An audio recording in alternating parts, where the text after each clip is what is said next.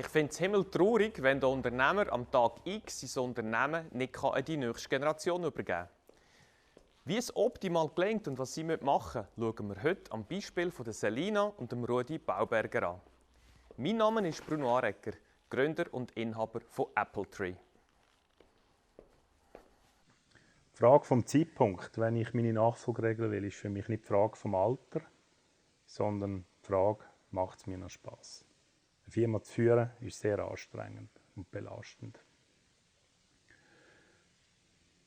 Es muss laufen, es muss passen, man kann nur eine Firma weitergeben, die funktioniert. Und glaubt mir, das ergibt Sinn. Wenn man eine starke Marke hat und über die ganze Zeit geschaut hat, dass man authentisch ist und alles funktioniert. Man geht ja auch nicht hin und putzt 50 Jahre die Zähne nicht und dann geht man auf die Brutschau und putzt 2 Monate ohne Unterbruch die Zähne. Funktioniert nicht. Das Bild finde ich sensationell und das erzähle ich auch viel unseren Kunden, weil das leuchtet dann definitiv ein. Oder wenn man mich fragt, wann ist der ideale Zeitpunkt, dann sage ich, zwischen 5 und 10 Jahren wäre optimal.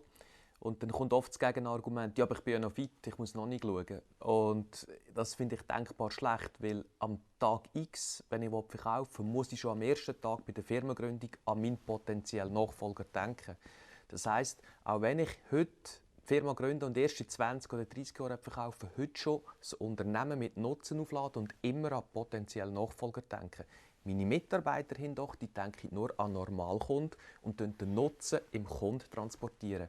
Ich aber schon an potenziellen Nachfolger. Und dann muss ich eben nicht am Schluss noch stundenweise Zähne putzen, dass dann, oder ich das Gefühl habe, die Braut will mich dann. Oder? Das ist eben genau so ein Blödsinn und darum ein schönes Bild. Es ist einfach immens wichtig, dass man eine Nachfolgeregelung frühzeitig plant. Das darf man nicht vergessen. Es ist ja so, dass bis ins Jahr 2022 500.000 KMUs ein Generationenwechsel bevorsteht. Und allein bis Ende 2019 sollten 100.000 KMUs sich mit dem Generationenwechsel befassen. Ob das bei allen ein Thema ist, steht in den Sternen geschrieben.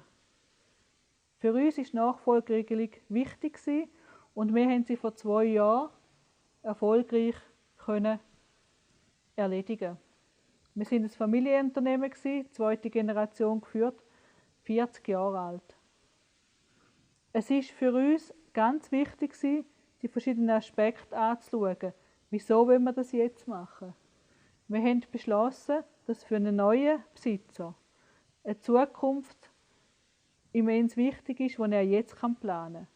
Das soll er machen, nicht mehr wir.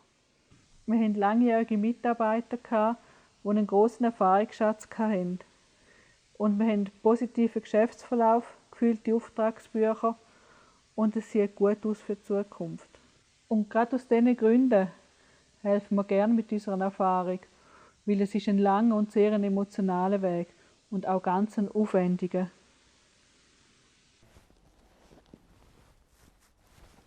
Und wir gehen jetzt spazieren. Haben Sie einige Impulse von unserem Gespräch mitnehmen?